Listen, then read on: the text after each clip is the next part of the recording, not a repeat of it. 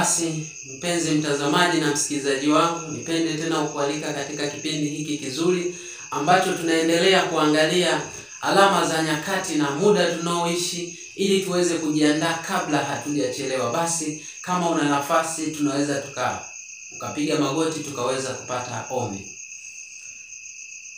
Baba yetu mwema mtakatifu ketie mahali pa juu mbinguni, tunasema asante kwa wema wako na ulinzi wako ambao umeendelea kuwa pamoja nasi mpaka masaa haya. Jina lako litukuzwe. Asante kwa kuwa umeendelea kutuongoza katika majifunzo haya, na tunapoendelea kujifunza na kuangalia alama za nyakati kwamba tunaishi nyakati gani. O Yesu, tunaomba ukawe pamoja nasi, maana yote umekwisha kutufunulia. Mahali tulipoweka uzembe na kushindwa kuangalia dalili ambazo umekwisha kutuelekeza, O Yesu, tunaomba ukatuhurumie. Leo ikawe ni siku ya kuamka tena na kuanza kufanya kile ambacho umekwisha kutueleza kabla hatujachelewa. Na isije ikawa kama wale watu wa zamani walioshindwa kusikia onyo hatimaye wakachelewa. O Yesu, tunaomba ukawe pamoja nasi, tujiandae kabla hatujachelewa. Mbariki msikilizaji wangu na mtazamaji wangu, sote tukajiandae kabla hatujachelewa. Ndivyo tuombavyo tukiamini utakuwa pamoja nasi tokea mwanzo wa majifunzo haya hata mwisho, kupitia jina la mwanawe Yesu Kristo tumeomba, amina. Basi mpenzi mtazamaji na msikilizaji wangu, tuendelee kabisa katika kuangalia na kujifunza alama za nyakati na kuona tunaishi wakati gani na tunatakiwa tufanye nini. Lakini nikukumbushe tu kabisa kwamba katika kitabu kile cha Ufunuo,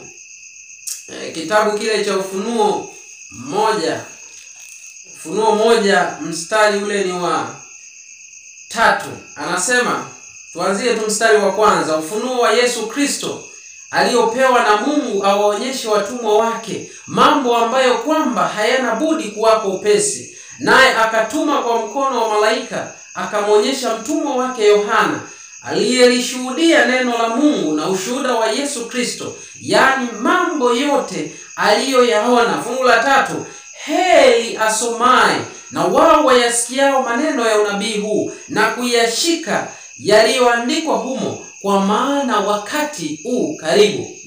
Kuna mbaraka hapo wa kusoma hiki kitabu. Anasema kwamba heri, amebarikiwa, blessed is the one who readeth. Amebarikiwa yule ambaye anasoma hiki kitabu, sio huyo tu, na wale wayasikiao maneno. Kuna wengine watayasikia tu. Anasema kwa maana wakati huu karibu, the time is at hand.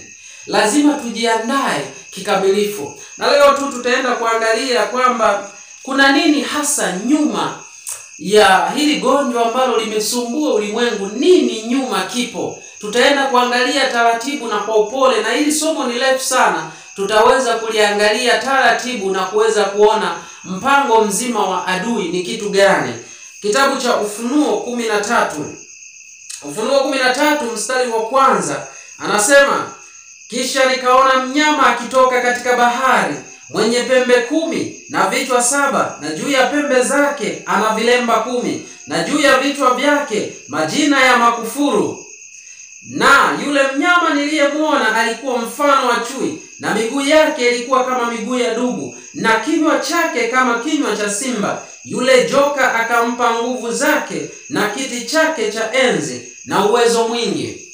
Sasa hapa unaweza ukaona kwamba kuna huyu mnyama hapa ambaye tumekwisha kumwelezea. Kwa wale ambao hawajabahatika kupata masomo, ingia tu hapo katika chaneli hii. Hakuna video nyingi sana, utaweza kupata video moja tuliandika ramani ya unabii, jinsi gani tunaweza kutafsiri unabii wa Biblia. Lakini pia kuna somo tumekwisha kujifunza, pembe mdogo ni nani. Tulichambua tukaweza kuangalia kwa vithibitisho na kuweza kuona kwamba ndiye huyo upapa ambao tulimzungumzia, akiwa na sifa hizi ambazo tunazisoma hapa katika kitabu hiki cha Ufunuo 13 mstari wa kwanza. Kwa hiyo hapa moja kwa moja tu unaweza ukagundua kwamba huyu mnyama ni nani, ambaye alikuwa na vichwa 7 lakini ana pembe 10. Utagundua kwamba ni ule upapa Kwa hiyo hapa hatutaeleza utafsiri tena, tutaenda moja kwa moja maana tumekwisha kujifunza hivi vitu. Kwa hiyo hapa anazungumzia upapa, na huyu mnyama ambaye Yohana alimuona, anaona ana sifa za wanyama wote waliopita, kwamba anamuona kwamba alikuwa mfano wa chui. Chui tulimwangalia kule Ugiriki, tuliuangalia huko vizuri sana, lakini anasema na miguu yake ilikuwa kama miguu ya dubu. Tuliangalia habari ya dubu, mnyama wa pili ambaye alikuwa ni Umedi na Uajemi. Lakini tunasema kinywa chake kama kinywa cha simba. Kinywa chake kama kinywa cha simba. Sasa maana yake kwamba huyu mnyama, huu papa una contain sifa zote za wanyama hawa waliopita.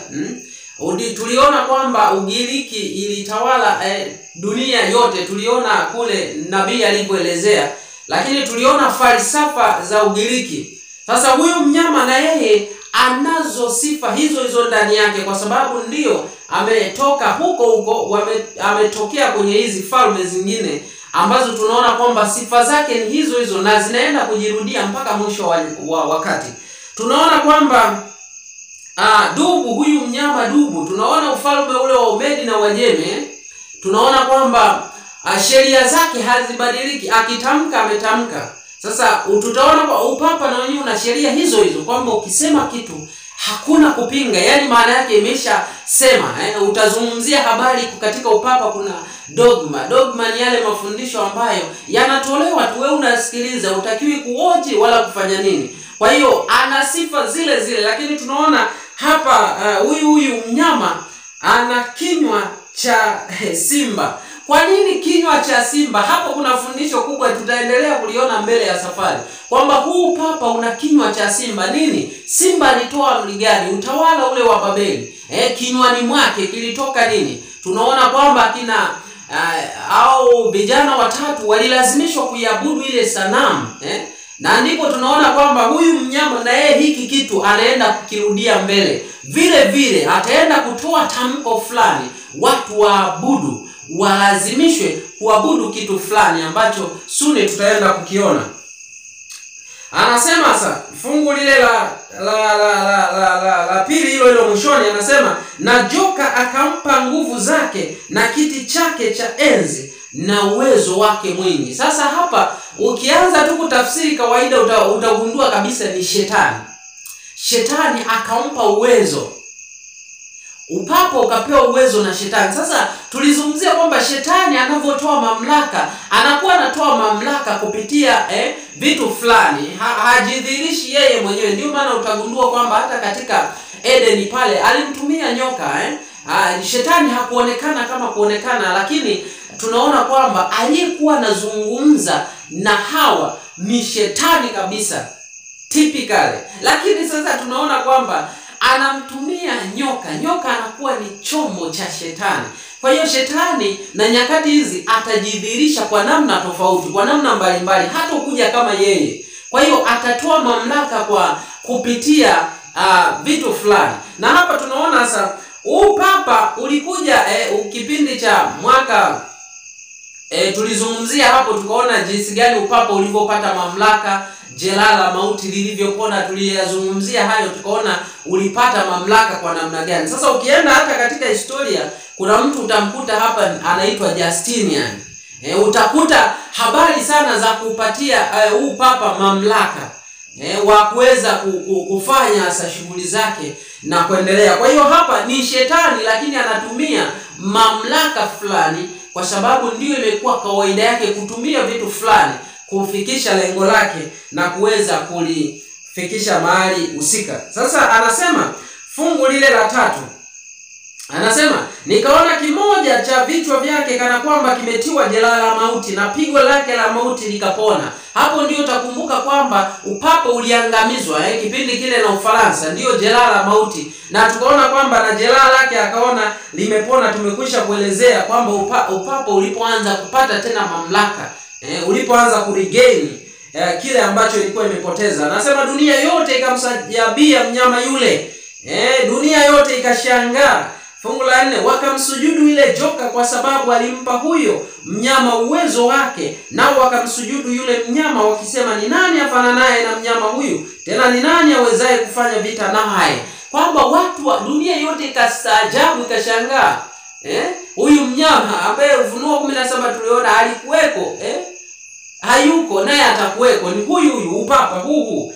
Anasema fungu na hapa anaeleza kwamba watu wakamsujudu huyu mnyama, lakini kumsujudu huyu ni sawa na kumsujudu joka, maana joka ndio amempatia uwezo. Shetani kupitia huo utawala akaupatia uwezo. Kwa hiyo unapokubaliana na sheria zake na maelekezo yake ni sawa na kubaliana na shetani. Kama vile Hawa walipokubaliana na nyoka. Yaani kiukweli tu alikubaliana na shetani. Na yeye akifikiri kwamba ni nyoka. Ndio maana alipoulizwa Hawa nini tena, anasema nyoka alinidanganya. Lakini aliyomdanganya hapo ni shetani mwenyewe. Sasa fungu la 5 anasema, naye akapewa kinywa cha kunena maneno makuu ya makufuru, akapewa uwezo wa kufanya kazi yake miezi 42.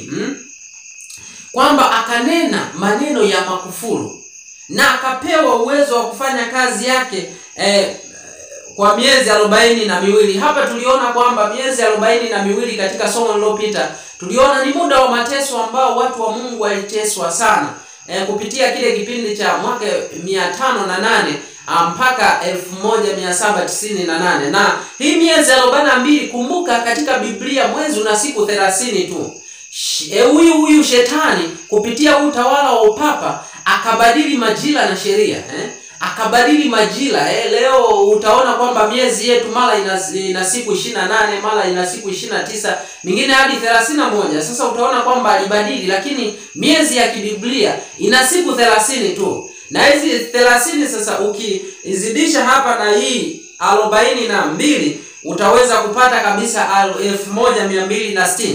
Ndipo unaweza kupata kwamba ndio siku hizo. Na kibiblia tunaona kwamba unabii katika Biblia siku moja ni sawa na mwaka mmoja. Na sasa utaanza kurudisha hizo 1260 siku, utakuja sasa kuona kwamba ni miaka 1260 ndiyo upapa uliwatesa watu wa Mungu katika kipindi hicho, wakiteseka hiyo miaka yote.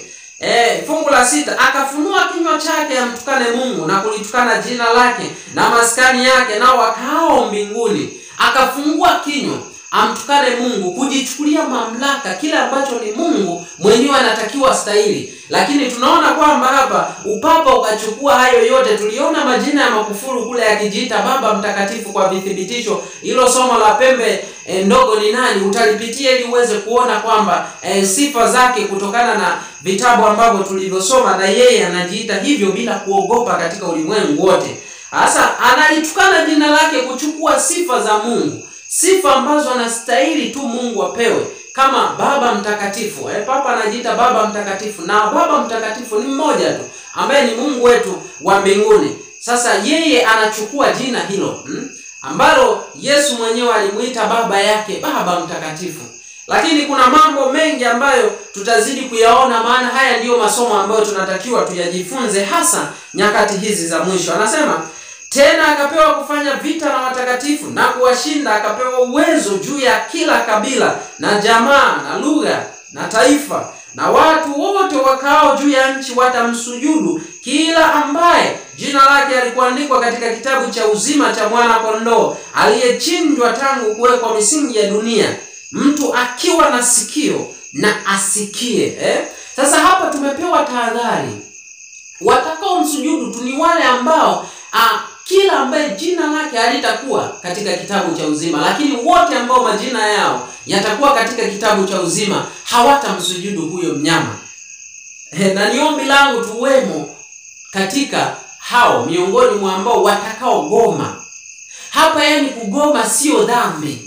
Maana shetani ataweka vitu ambavyo vitakuwa vinaonyesha kwamba kama ni dhambi. Yani hapa kugoma sio dhambi, bali hapa kugoma ni haki mbele za Mungu, kwa sababu tunaenda kusimamia kile ambacho wenzetu watatu kama tulivyoona waliweza kukisimamia. Lakini anasema fungu la 10, mtu akichukua mateka atachukuliwa mateka, Mtu akiuawa kwa upanga atauawa kwa upanga. Hapa ndipo penye subira na imani ya watakatifu.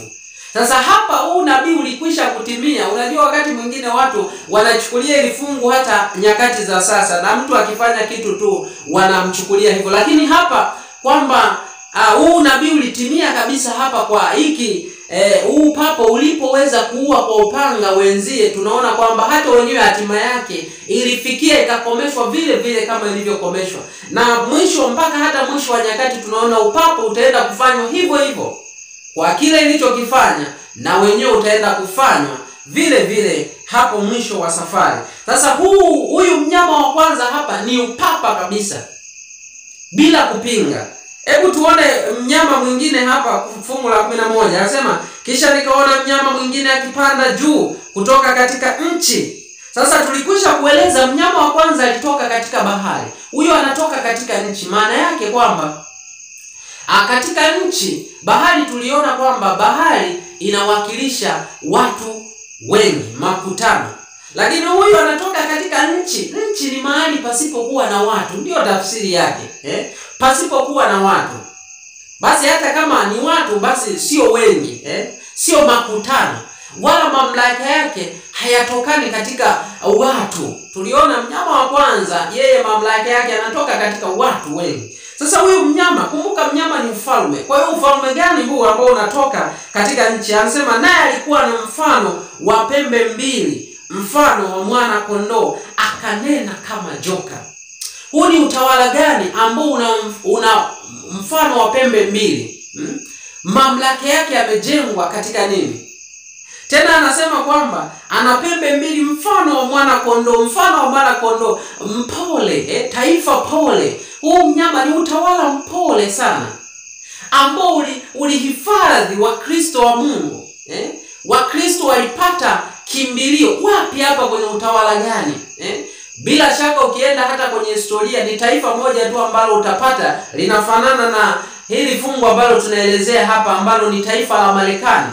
Taifa ambao Ukristo ulidumu kwa kiasi kikubwa na kutetewa kwa kiasi kikubwa, uhuru wa dhamiri, watu wakapata mapumziko huko.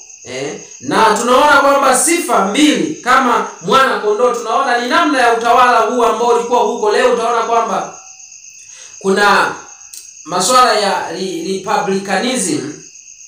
Utaanza kuona huko Marekani katika hivi vyama viwili ambavyo tunaona kwamba ndivyo vinaongoza huko, na utaona kabisa ni viwili tu, ambapo sasa tunaona tokea mwanzo tunaona kwamba ilikuwa tu mamlaka hii ilikataa kwamba kiongozi wa dini asiwe tena kiongozi wa serikali. Kiongozi wa dini asiwe tena kiongozi wa serikali, kwa sababu tuliona kwamba kiongozi wa dini hapo mwanzo akawa tena kiongozi wa serikali, mwisho wa siku ikawa ni changamoto zaidi. Sasa hili tutalifunua kwa upana wake hapo baadaye tukipata tena muda. Lengo hapa tunataka tuangalie nini kipo nyuma ya hili gonjwa ambalo limetoka na nani kalileta. Sasa hapa utaanza sasa kuona kwamba, ngoja sasa tuone vizuri ili tuende kuelezea vizuri uone lilikotoka na kusudio lake ni nini. Anasema naye atumia uwezo wote wa mnyama wa kwanza mbele yake. Fungu la 12 Ufunuo 13. Anasema kwamba huyu mnyama ambaye ni Marekani sasa anaenda kutumia uwezo wa mnyama wa kwanza, anaenda kutumia uwezo wote wa upapa. Kwa hiyo kumbe Marekani inachokifanya inatoa nguvu kwa upapa. Yaani maana yake sasa nyuma ya Marekani kuna upapa. Kila ambacho anakisema Marekani nyuma yake kuna upapa. Sasa hebu tuangalie hapa vizuri, tuangalie vizuri. Tena anasema naye aifanya dunia na wote wakao ndani yake wamsujudie mnyama wa kwanza ambaye jeraha lake la mauti lilipona. Kwamba Marekani itafanya watu wausujudie upapa, wakubali mamlaka ya upapa. Sasa utaanza kuona nyuma ya Marekani kuna nani ambaye anaendesha, ni papa mwenyewe. Anasema fungu la 13, naye afanya ishara kubwa hata kufanya moto kushuka kutoka mbinguni uje juu ya nchi mbele ya wanadamu, naye awakosesha wale wakao juu ya nchi kwa ishara zile alizopewa kuzifanya mbele ya huyo mnyama, akiwaambia wakao juu ya nchi kumfanyia sanamu yule mnyama aliyekuwa na jeraha la upanga, naye akaishi. Sasa hapo utaona kwamba Marekani inaenda kufanya vitu fulani ambavyo sasa vinawakilisha kabisa kwamba inaenda kupatia mamlaka huu papa na kuweza, hapa anasema kwamba kuifanyia sanamu ya mnyama. Sanamu ya mnyama ni nini? Sanamu ya mnyama ni muungano wa makanisa Protestanti ulioasi. Haya tutayafundua baadaye. Sasa hapa tunaona kwamba Marekani itaenda kutumia kwa uwezo wake mwingi kufanya vitu ambavyo inapatiwa sasa nyuma yake, ambapo tunaona kuna upapa ambao unakuwa unasukuma vitu fulani ambavyo vinaenda kufahamisha. Kumbuka, anayeongoza hapa yupo nyuma, anayesukuma hapa yupo nyuma, ambaye ni upapa. Tuliuona nyuma vizuri kwamba upapa una nguvu kuliko unavyofikiria. Upapa una uwezo ambavyo umepewa na joka. Shetani anazidi kupatia uwezo wake mwingi, na tuliona kwamba hamna taifa ambalo litafurukuta mbele ya huyu papa. Tuliangalia nyuma katika hilo somo ambalo tuliona pembe mdogo. Sasa upapa utaenda kufanya mambo mengi zaidi kuliko unaweza kufikiria. Hebu turudi katika nukuu ambayo tumekwisha kuisoma katika kitabu cha Pambano Kuu. Kitabu cha Pambano Kuu tuliweza kuangalia nukuu fulani hapa ambayo ilituelekeza shetani anafanya kazi kwa namna gani. Pambano Kuu ule ni ukurasa wa 589. Tumekwisha kuona. Anasema, wakati akionekana kwa wana wa wanadamu kama tabibu mkuu, huyu ni shetani ambaye anaweza kuponya magonjwa yao yote, ataleta magonjwa na majanga mpaka miji maarufu inaharibiwa kwa kuangamizwa na kuachwa ukiwa. Hata sasa yuko kazini. Shetani anatumia nguvu zake katika ajali na majanga yanayotokea baharini na katika nchi kavu, katika milipuko mikubwa ya mioto, katika tufani na dhoruba, katika vimbunga, mafuriko, tufani. Anasema katika kuumuka kwa mawimbi na matetemeko ya nchi, katika kila mahali na kwa njia maelfu, hugarikisha mazao yaliyokomaa mashambani, njaa na dhiki hufuatia. Anaingiza uvundo wa vitu vilivyokufa katika hewa na kusababisha watu maelfu kuangamia kwa magonjwa ya kuambukiza. Na hapa sasa tuende vizuri. Hapa shetani ndio anaenda kufanya kazi. Sasa tunagunduaje sasa kwamba hapa ni shetani anafanya kazi yake? Unajua, ukianza sasa kusoma, unajua haya mambo lazima tuyalinganishe kabisa na utawala huu wa upapa, kwa sababu unafanya vitu vyake vingi. Sasa kuna nyaraka ambazo papa aliweza kuzitoa, na hizi tutaenda kuziangalia. Nyaraka 3 ambazo zilikuwa zina counterfeit Biblia. Kumbuka, tuna ujumbe ambao tumepewa wa kutangazia ulimwengu. Waadventista wa Sabato wamepewa jumbe 3 za msingi sana, za muhimu sana, ambazo zinafuatana: ujumbe wa malaika wa kwanza, ujumbe wa malaika wa pili na ujumbe wa malaika wa tatu. Hizi jumbe zinafuatana. Nabii anasema ni kama mnyororo. Ukiukataa mmoja umeukataa mwingine, na ukiukataa wa pili maana yake hautafaidiwa na ujumbe wa tatu. Ndio zinaenda hivyo. Sasa huyu papa akatoa nyaraka 3 ambazo zina counterfeit hizi jumbe 3 ambazo Mungu aliweza kuzitoa kwa wanadamu. Sasa hizi nyaraka 3 ambazo alizitoa papa kama unavyoziona hapo, ya kwanza ilikuwa inaitwa Lumen Fidei, na ya pili ilikuwa inaitwa Laudato Si, na ya tatu aliyoitoa ilikuwa inaitwa Fratelli Tutti. Sasa hizi nyaraka unavyoziona hizo Lumen Fidei na Laudato Si pamoja na hiyo Fratelli Tutti, tunaona kwamba hizi ni nyaraka ambazo papa alizitoa mwenyewe. Na lengo lake linakuwa ni nini? Ni kuleta vitu fulani ambavyo ndio tutaona kwamba nabii alikwisha kutueleza hapa. Hebu tuende kabisa katika kitabu kile ni cha kitabu cha Review and Herald. Kitabu cha Review and Herald, hapo kuna nukuu ambayo tutaiona kwamba ni sio Review and Herald, ni kitabu cha Testimony for the Churches, ukurasa wa volume 5, ukurasa wa 452, paragrafi ya kwanza. Anasema, wakati watu wamelala, while many are sleeping, Satan is actively arranging matters so that the Lord's people may not have mercy or justice. Anasema, wakati watu wamelala, yeye shetani yupo macho akipanga mipango ili kwamba watu wa Mungu wasiwe na nafasi ya rehema au haki. Anasema, harakati za Jumapili sasa zinafanya njia yake gizani. The Sunday movement is now making its way in darkness. Ili neno la msingi sana. Harakati za Jumapili sasa zinafanya njia zake gizani. Anasema, the leaders are considering the true issue, and many who are united in the movement do not themselves see whether the undercurrent is turning. Anasema viongozi wanaficha ukweli wa jambo. Anasema na wengi wanaojiunga katika hiyo harakati hawaoni kokote jinsi tukio linavyotokea kwa kificho.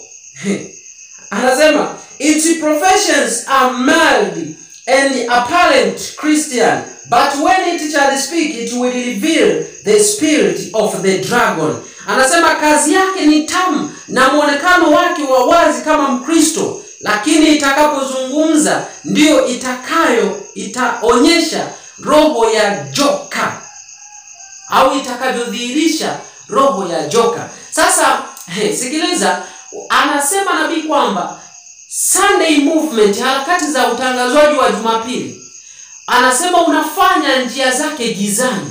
Yaani maana yake haweki mambo wazi. Ndio maana ya mambo sasa utaona hapa nimekuambia kwenye hizi nyaraka 3 ambazo wamezitoa, huyu papa anafanya njia zake gizani, lakini lengo hapa ni kukimbia kabisa kwenda kufanya kitu ambacho kinaitwa alama ya mnyama. Hebu turudi hapo katika kitabu cha Ufunuo 13. Ufunuo 13 fungu lile la 14 hapo. Huyu mnyama anaenda kufanya kitu gani? Anasema tuanzie 15, anasema tuanzie 14, naye awakosesha wale wakao juu ya nchi kwa ishara zile alizopewa kuzifanya mbele ya huyo mnyama, akiwaambia wakao juu ya nchi kumfanyia sanamu yule mnyama aliyekuwa na jeraha la upanga, naye akaishi. 15, akapewa kutia pumzi katika ile sanamu ya mnyama, hata ile sanamu ya mnyama inene, na kuwafanya hao wote wasioisujudu sanamu ya mnyama wauawe. Anasema 16, naye awafanya wote wadogo kwa wakubwa, na matajiri kwa maskini, na walio huru kwa watumwa, watiwe chapa katika mkono wao wa kuume au katika vipaji vya nyuso zao. Haya tutayarudia vizuri kwa umakini kwa namna nyingi sana. Anasema kwamba walazimisha watu watiwe chapa katika vipaji vya nyuso zao au katika mkono.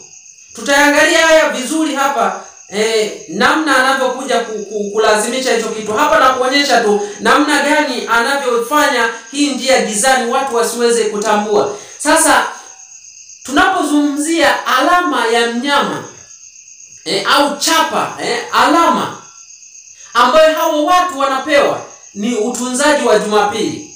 Sasa shetani kupitia hii mamlaka ameianzisha kwa kificho sana. Na ndio maana katika hizi nyaraka sasa tutakuja tuone waraka mmoja mmoja, tuone lengo lake ni nini. Huu waraka hebu soma hapo chini hayo maandishi. Anasema Pope Francis has signed the 3rd encyclical of his pontificate. Huyu papa amesign sasa ya tatu tumeona ni hiyo Fraternitude. Katika upapa wake, with the silence as a homely and with an expression of Saint Francis a title. It is a call to universal brotherhood.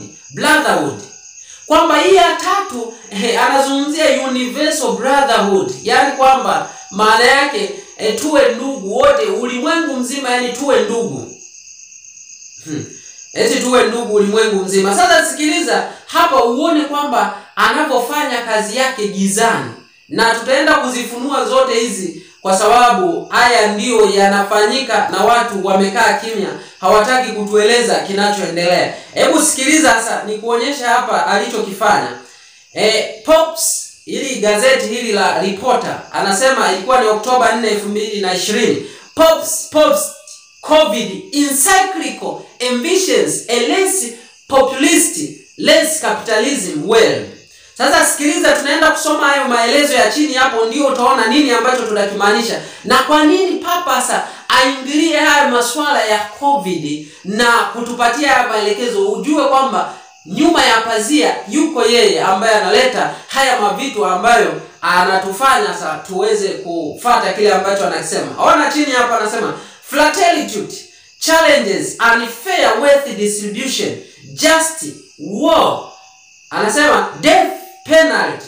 The letter titled Fraternity in a nod to the familial bonds that connect all the world's people, at times articulates viewpoints that might well align with a democratic socialist manifest.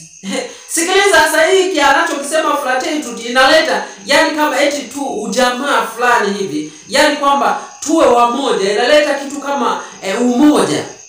Sasa tutaona lengo ni nini? Lengo ni nini? Inatafutwa ibada ya Jumapili hapa katika zote hizi nyaraka ambazo ameweza kuziunda. Anasema Fraternity is the third encyclical of Francis 7 years purpose. Hii ni ya tatu. Hii Fraternity ni nyaraka ya tatu aliyoitoa. Ya kwanza ukumbuke nimekwambia ilikuwa ni hiyo Lumen Fidei ambayo ilianzishwa mwaka 2013. Soma tu hapo chini. Mwaka 2013. Lakini ikafuatiwa na 2015 akatoa nyingine ambayo ilikuwa ni Laudato Si. Laudato Si yenyewe inadili sana na masuala ya climate change na tutaangalia, ndio anaenda kuleta vitu vikubwa zaidi ambavyo ndio tutashangaa zaidi. Lakini ya tatu hiyo ndio aliyoitoa tumeisema Fraternity. Lakini kulikuwa na hiyo 2013 ambayo ndio ya kwanza Lumen Fidei ambayo anasema which celebrated the Christian faith. Na utaanza kuona huko nyuma mwisho wa siku huyu Papa ulisherekea sana hata Ukristo ulipokubali, wa Protestant walipokubali kupokea kweli kwamba na kukiri kwamba Roma hii upapa umeomba msamaha kwa makosa ambayo iliyafanya nyakati zilizopita. Sasa hizi nyaraka, kwenye hizi nyaraka ndio tutaenda kuona kwamba amri ya Jumapili imo kabisa humo ndani. Alafu ndio utaona kwamba Sunday movement inapofanya njia yake gizani. Kwa mfano, ukiona katika huu waraka wa Fraternity huu wa tatu anazungumzia kwamba soma hapo juu anasema relationship leads us to peace. Three key Franciscan themes in Fraternity. Soma hapo chini anasema the concept of fraternity, closing borders, building bridges, peacemaking and reconciliation. Hebu sikiliza hapa, eti unatafuta undugu, yani umoja, kuondoa vipingamizi, closing borders, kuondoa madaraja yanayoleta upingamizi, yani kutuunganisha. Hapa ni muungano wa makanisa. Anasema peacemaking and reconciliation. Sasa utaanza kuona kwamba ni amani fulani inatafutwa, lakini sio hiyo. Lengo hapa anataka aunde watu wote tuabudu siku moja. Na hivi lengo ya kuleta haya vyote ni nini? Anatafuta tu ibada ya siku moja, watu waweze kuabudu siku moja tu ya Jumapili. Na hii inafanya kazi gizani bila kuelewa, na watu wataielewa tu mwisho wa siku. Hebu sikiliza sasa hii katika hii Fraternity hapa. Pope Francis says coronavirus pandemic has further exposed capitalism flaws. Sikiliza chini hapo. Eti Francis Jumapili anasema laid out his vision for a post-COVID world by uniting the core elements of his social teachings. Eti kupitia hapa anasema Jumapili hiyo kwamba akatoa kuhusiana na corona, ulimwengu huu ambao corona sasa imenani, kwamba kutokana na mafundisho yake anasema akaleta hii waraka wa tatu. Anasema hivi, into a new encyclical, anasema aimed at inspiring revived sense of the human family. Eti umoja huu unatafutwa. The new encyclical amounts to the final part of a triptych. Anasema triptych of papal teachings, and may well be the last of the pontificate. There is little doubt that these three documents will be considered the teachings backbone of the Francis era.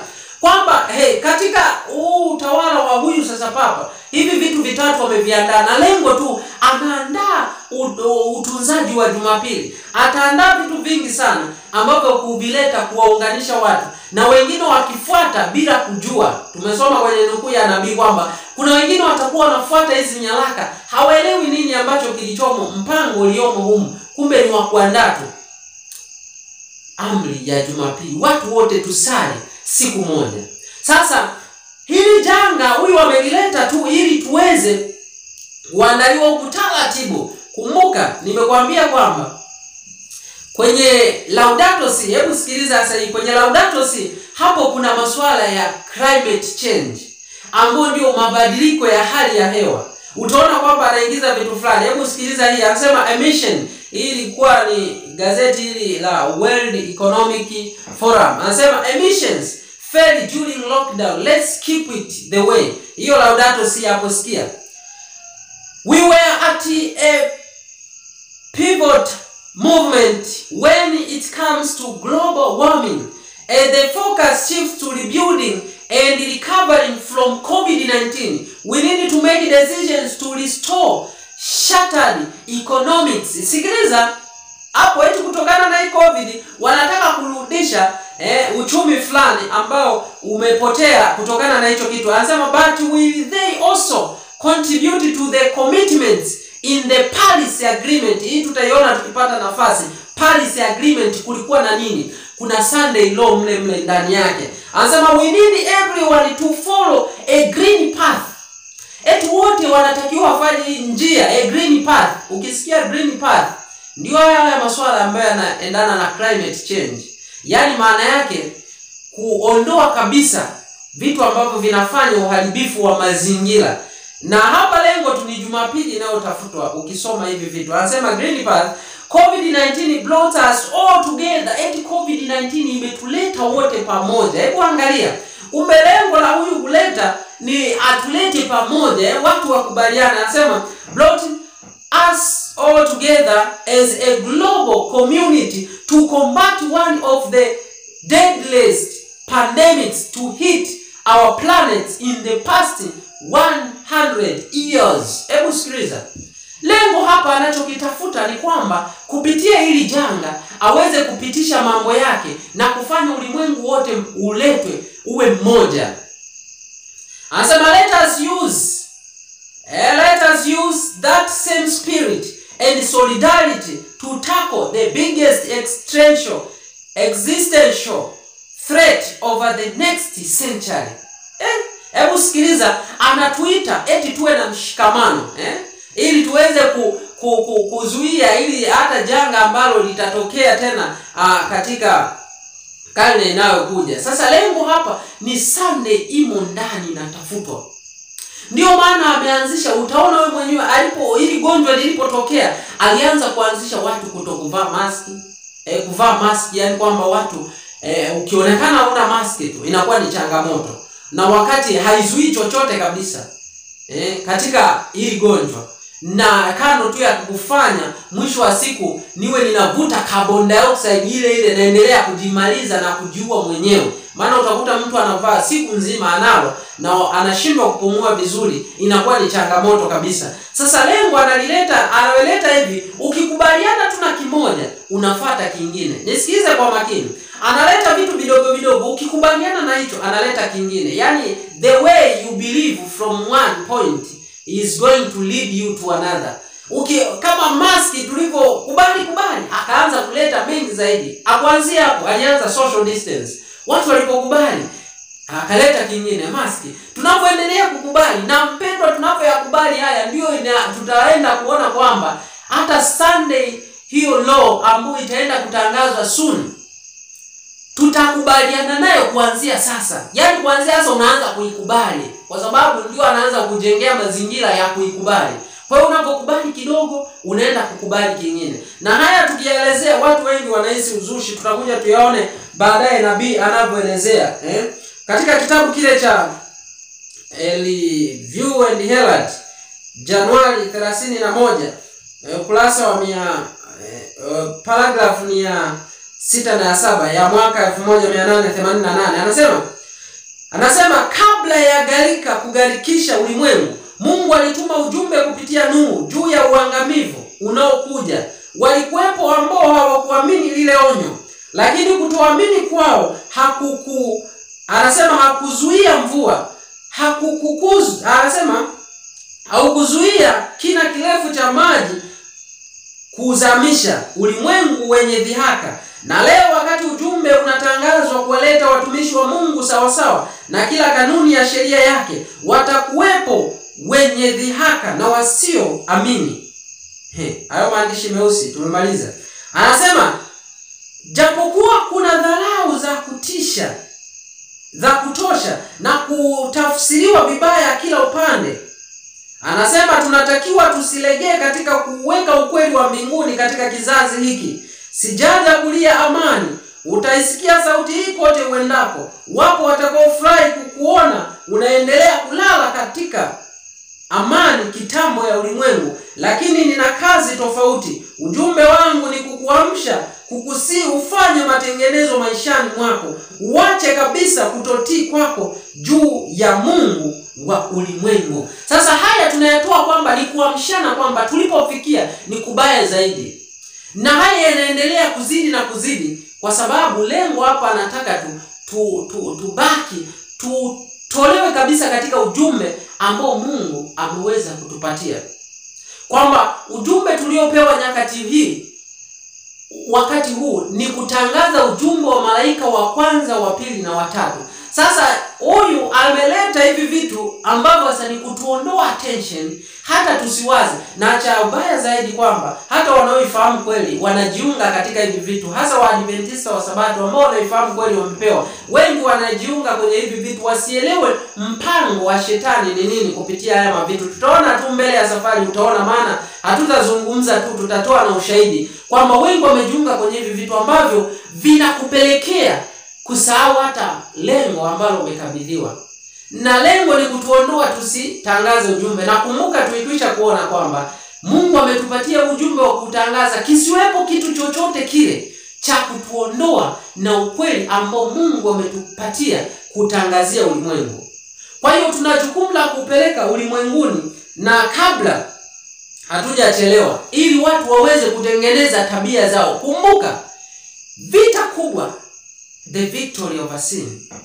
Yaani kama tutaishinda dhambi ndio vita kubwa. Na ndio maana tunaandaana hivi, tunakumbushana kwamba tulipofikia ni pabaya sana. Na hii COVID, ugonjwa huu ambao umeletwa kabisa, lengo tu wapendwa, Mungu ameiruhusu ili tuamke. Tusipoamka sasa, wapendwa, tutachelewa milele. Yaani tushtuke kwamba tupo wapi. Maana tunapozungumzia the new world order, kwamba mpango mzima ulimwengu, angalia sasa hivi. Na alikuwa amesha sema nabii wa Mungu kwamba katika kipindi hiki kwamba matukio haya yanayotokea, movement itakuwa ni kwa kasi sana. Yaani matukio ambayo yatakuwa yanatokea yataubadilisha ulimwengu kupita tunavyoelewa kwa kasi mno.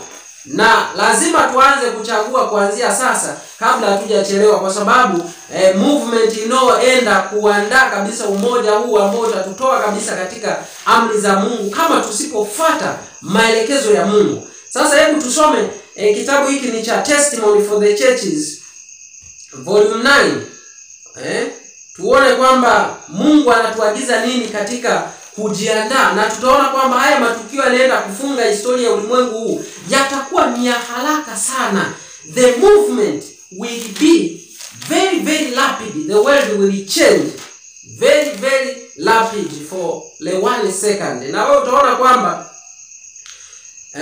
vitu hapa vitakuwa ni vya ajabu. Anasema hivi, ukurasa ule wa 11, Testimony for the Churches volume 9, paragraph ile ya pili, anasema we are living in the time of the end, the first fulfilling signs of the times declare that the coming of Christ is near at hand. Kwamba tunaishi katika wakati wa mwisho, na alama hizi za nyakati zinazotimia kwa haraka zinaonyesha kabisa ujio wa Kristo uko karibu. Anasema the days in which we live are solemn and important. Siku tunazoishi ni za makini na muhimu sana. Anasema the Spirit of God is gradually but surely being withdrawn from the earth. Anasema Roho wa Mungu taratibu na kwa uhakika anaondolewa kabisa katika ulimwengu. Anasema plagues and judgments are already falling upon the despisers of the grace of God. Anasema hukumu na haya majanga tayari kabisa yanaanguka juu ya wale wanaokataa rehema ya Mungu. Anasema the calamities by land and sea, majanga haya katika nchi na bahari, the unsettled state of society, kama tawala hivyo tunavyoona kwamba ambazo hazijakaa sawa, the alarms of war,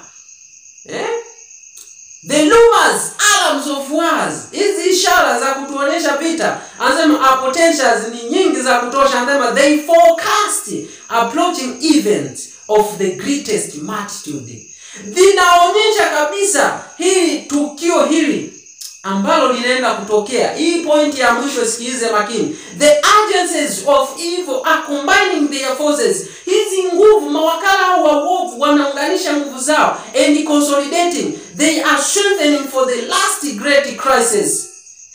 Anasema wanajiungamanisha nguvu zao, wanajiimarisha kwa ajili ya tukio kubwa la mwisho. Tukio kubwa la mwisho ni nini? Utangazwaji wa Jumapili. Anasema great changes are soon to take place in our world, and the final movement will be rapid ones. Mabadiliko makubwa soon yanatokea katika ulimwengu wetu. Anasema na harakati za siku za mwisho zitakuwa kwa haraka sana. Ndugu yangu, na ni za haraka kupita maelezo. Covid imetokea tu hapa, tumebadilishwa muda mchache, tumekuwa na mtazamo tofauti kabisa, ili uone kwamba tupo mwisho wa nyakati. Amka, jiandae, achana na mockers, wenye dhihaka watadhihaki sana kwamba huu ni uzushi tu. Tutaenda kuangalia vizuri kwamba hata wanaotangaza ujumbe wa malaika watatu wataonekana ni wazushi kabisa wa mambo, lakini sio muda mrefu they will regret. Watashangaa, watajuta kwa nini hawakufuatilia haya maelekezo. Kwa hiyo tuendelee kuyafunua ya taratibu, tuona mpango mzima wa hili gonjwa ni kutuandaa kwa utangazaji wa Jumapili.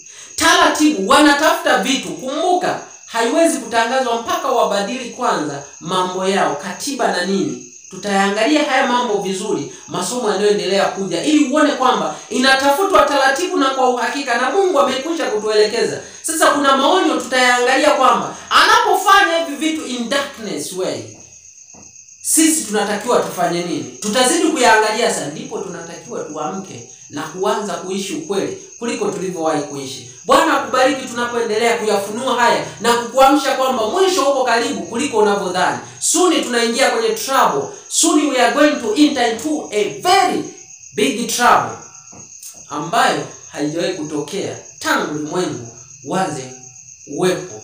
Kwa hiyo tujiandae, tuamshane kabla hatujachelewa. Bwana akubariki unapoendelea kusikiliza na kuwapatia wengine jumbe hizi, ili tuweze kuamshana kwa jina la Yesu Kristo. Amina. Basi kama una nafasi unaweza ukapiga magoti tukaweza kupata ombi. Baba yetu mwema mtakatifu, ketie mahali pa juu mbinguni, Tusema asante kwa wema wako na ulinzi wako ambao umetuongoza kuweza kuangalia tu nini ambacho kiko nyuma ya hili gonjwa. Shetani anatafuta nini kupitia mamlaka hizi za kidunia, mamlaka zenye nguvu ambazo zitakuwepo tu mpaka mwisho wa wakati. Yesu, tunaomba utuamshe, tujiandae kikamilifu kabla hatujachelewa. Kuwa pamoja na msikilizaji na mtazamaji wangu tunapoendelea kuyafunua haya. Japo kuna dhihaka nyingi sana katika kuyafunua haya, tulinde, tusimame imara, tusiogope mtu, bali tufanye kazi uliyotuitia. Kwani tumeomba kupitia jina la Bwana Yesu Kristo. Amen.